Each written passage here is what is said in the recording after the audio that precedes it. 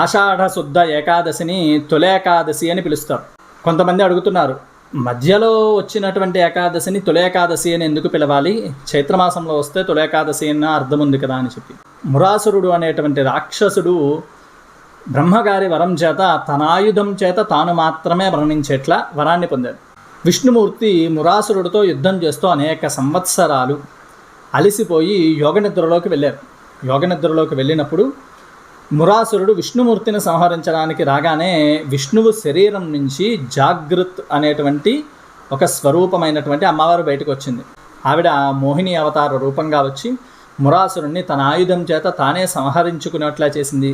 విష్ణుమూర్తి యోగనిద్ర నుంచి లేచిన తర్వాత ఈ అమ్మవారికి ఏకాదశి అనేటువంటి నామకరణం చేసి ఆవిడ మొట్టమొదటిగా వచ్చినటువంటిది ఆషాఢ శుద్ధ ఏకాదశి.